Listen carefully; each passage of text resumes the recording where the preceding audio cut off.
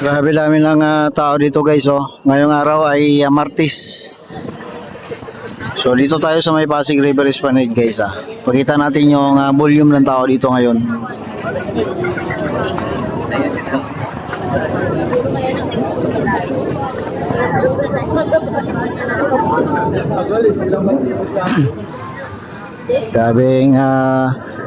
Gabi-gabi ganito ang sitwasyon dito guys oh. Dinudumog ng mga tao dahil nga magandang pasyalan, ano, masarap pa yung mga pagkain at mura. Ang ganda ng ambience dito, ang presko ng hangin, ano, dito sa Pasig River Esplanade. Grabe, no? Ito nga Pasig River Esplanade ay with the approval ano ng ating Pangulong Bongbong Marcos, no, kinonstruct ito, finance ng private sector, no. Pero siyempre no, hindi na construct ito kung hindi sa paintulot no ni Pangulong Bongbong Marcos, at saka maganda din kasi ano. Sa Miss Conde pala lang ano pre?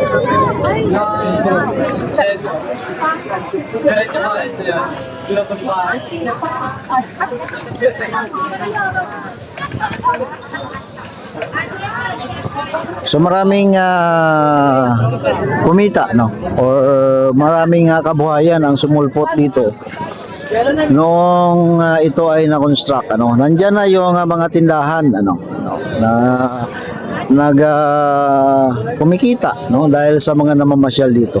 At dahil nga ito ay maraming tao, so kumikita din sila gabi-gabi. At hindi lang dito guys nakalika ng negosyo and employment. Yan.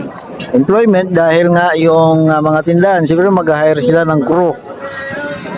No? So kahit ibang bansa ano nandito na, Pakistani Mino, di ba? So ibang bansa no naakit na rin mag-business dito. And it means employment, no? Trabaho. No, kasi kaya mag-hire yan ng ng crew, no? Yung Uncle Kim sa Korean, no, di ba? So maraming business ano ang sumulpot noong ito ay ginawa. So siyempre no, pasalamat tayo sa ating Pangulong Bongbong Marcos na talagang pinursige niya no na para ito ay matapos. At hindi pa nga ito tapos guys ano, hanggang Laguna de Bay po ito no, at hopefully sana no matapos bago bumaba ang ating Pangulo para nang sa gayon ay maraming lugar at maraming business no ang put up dito.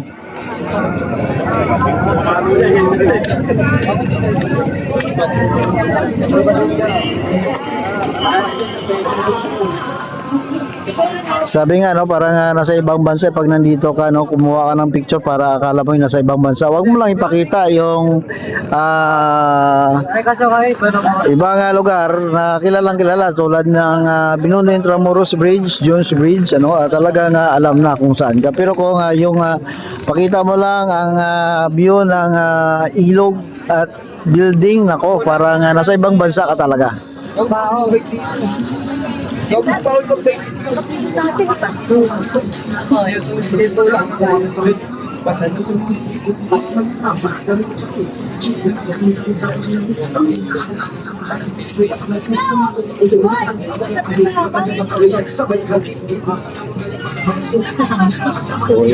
Tigil na sa ano.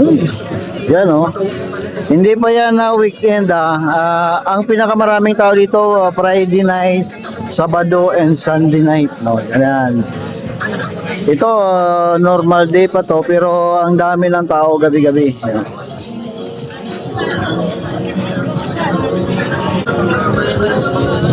So kung nais nyo pumunta, dito lang yan sa Maynila guys. Search nyo lang sa Google Pasig River Esplanade or dito lang yan sa Intramuros. Yan.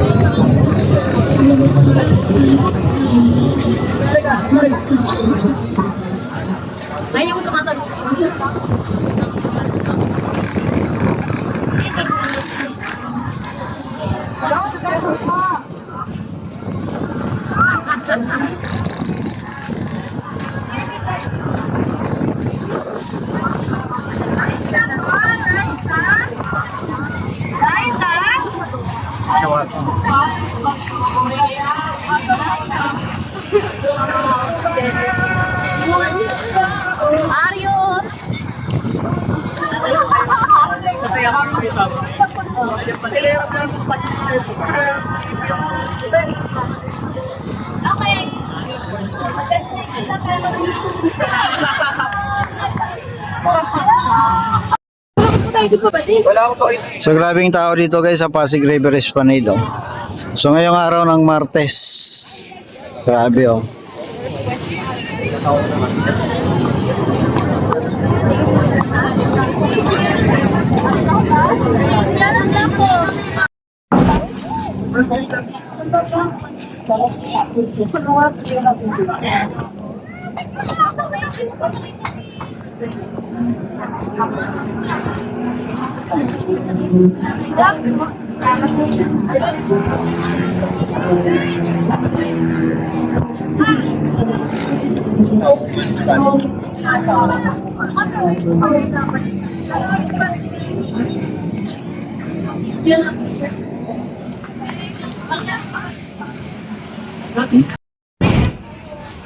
So grabing tao dito guys sa Pasig River Esplanade. Oh. Tingnan nyo guys, oh, pila-pila yung mga bumibili sa tindahan na yan. Ano. Siguro may masarap na putahe dyan.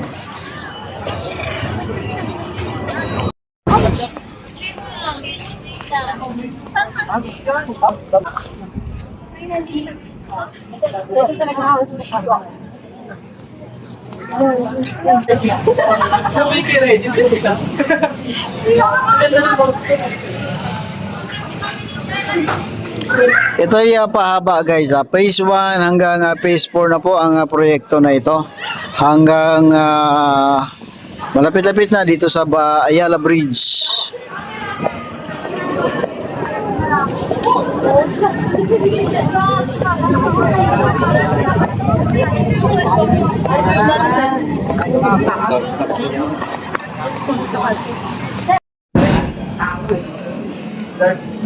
Dito naman tayo guys sa may view deck, may second floor ito eh.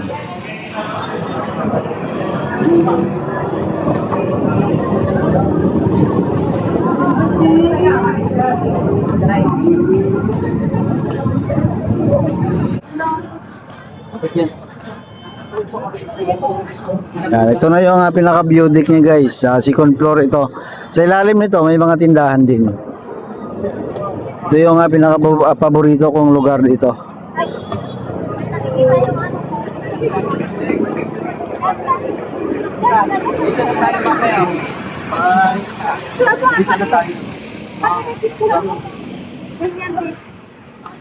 Ganda, di ba?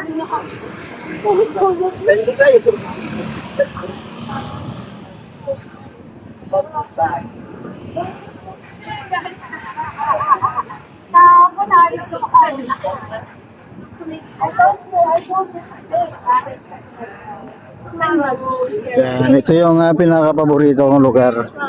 Kasi naka-elevate siya tapos overlooking ang Pasig River and dalawang tulay.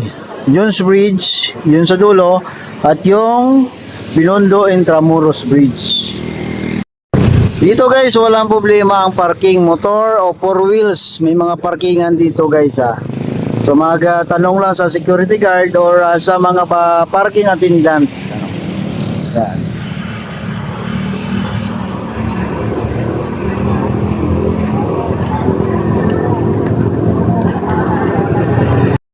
Ito naman ang Jones Bridge, itong pasyalan na to guys. Ang tumagos ito sa 5 tulay.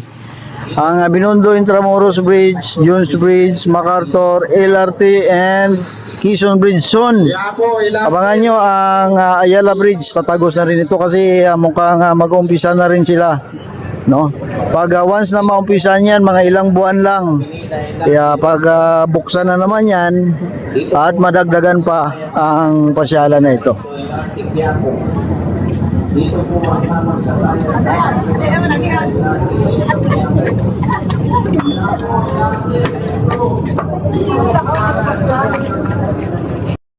At ito naman ang phase 1, yung pinakaunang binuksan guys, ano.